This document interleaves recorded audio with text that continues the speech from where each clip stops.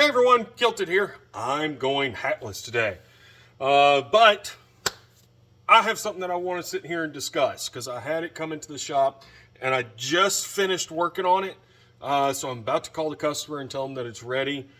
But let me explain. So, what he brought in was this cute little guy, right? Right? Kind of looks a lot like a Colt pocket pistol, right? It's got the little grip safety, very minimalistic, almost negligent sights, right? So there's your front sight, and that V right there is in the back. Now these were also known as vest pistols, but look compared to my hand, right? Tiny, like me holding on to this thing, I get a pinky, or just one finger. That's it, right? They're tiny, they're cute. But this is what's cool. Let me take that out of my pocket and the pen out of my pocket, right? Because I could, ta-da. Now granted, it looks like I got a titty, but we're not going there, right? But men would often keep this in a vest pocket or a jean pocket or something along those lines, right?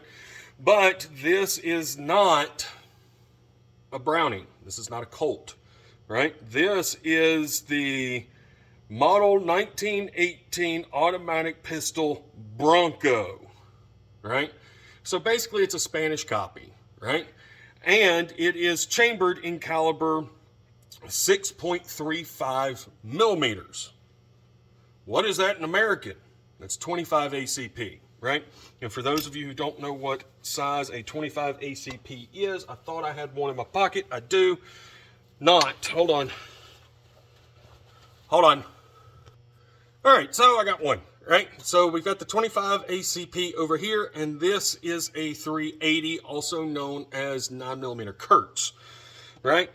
And the reason the customer brought it in was threefold, right? One was, this was the magazine, original magazine that he had, and it was split right up here at the front, okay? I soldered it back in, reshaped it, and the feed lips were a little bent, right? So I had to adjust those as well. Then, when he also went out, he bought some Circle K magazines, or excuse me, Triple K, not Circle K. Circle K is a, anyways. But you see, it's clearly marked, Bronco 1918 25 caliber. But inserting these, they actually got stuck and he had to hammer one out. So you see how the base plate is just a little bent compared to that one, right? So I've got to finish bending this back because it was a lot worse, right? But he went and inserted it, couldn't get it out. Had to wind up beating it out with a bit of a hammer or prying it out or something. I can't remember what he said. So he was like, look, I want to get at least 2 mags up and running, okay, at least 2. I said, okay, that's not a problem. So what I did is I started taking measurements of everything all the way around, including the circumference of this angle, right, as well as the feed lips and everything else, and just found that it was just a little out of spec, right? And then this one was a little bit more than this one out of spec. So that started taking off a lot of material. Well, the problem with just taking off a lot of material is you have to do it evenly, okay? Because if you don't, that could actually shift the cartridge over to one side or the other to where the gun doesn't run reliably, okay? So I did all that. I did this one, right? Yeah. And then I sat here, went and test fired the little thing, and it just went click. Curious, right? Like even now, I could sit here and cock it, right? It's cocked, it's on fire, right? Squeeze the trigger, nothing happens. That's because this model has a magazine release. Most of the Brownings and Colts and that kind of thing do as well, but not all of them. Some of these copies don't have it at all. So now listen. Right? Bada bing, bada boom. And I just dropped that. Anyways. But I put a magazine in, loaded it around in the chamber, took it outside, click. No bang. Shuck that round, click, no bang. So then I sat here and picked up those 2 rounds that I shucked, right? And got to looking. They did not have a dent on the primer. I wonder why. Because this is the firing pin that I pulled out of it, right?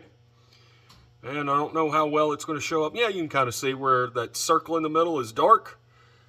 That is actually a pin that is just a straight pin, probably, ignore the bent punch, but probably about yay big in diameter, maybe a little bit smaller, right? So firing pin's broken. Well, that's okay. He gave me enough of a budget that I was able to get that as well. But once again, you couldn't find one for just a Bronco, right? So I had to do some cross-referencing, that kind of thing, and I finally found a firing pin. But the problem was, so this is the front, right? The back end of that firing pin came out to about here.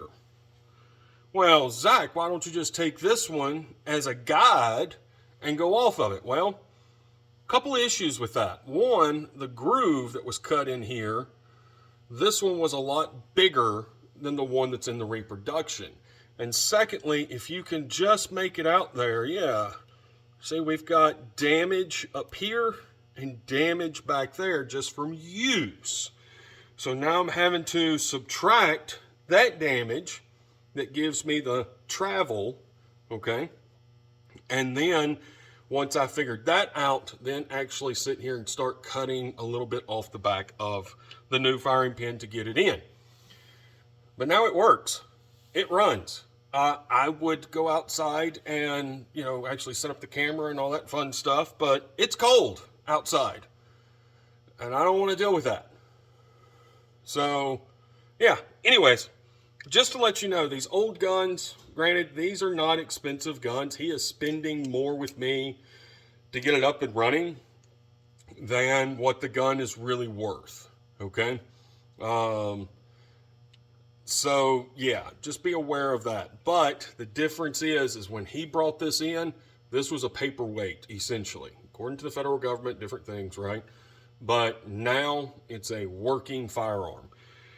So, yeah, these are cool little copies of guns. Like I said, I kind of dig the grip safety, right?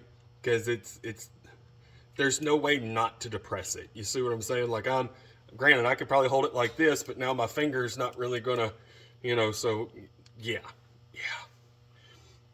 And if 25 auto wasn't just so stinking expensive, I would probably shoot more of this, because this was a joy to shoot. It really and truly was. So anyways, that's about it. Y'all have a wonderful holiday, and I will hopefully be back shortly after Christmas, because I had a customer drop off a 1939 produced K98, and he's wanting to mount a ZF41 scout scope to it. So, yeah, stay tuned.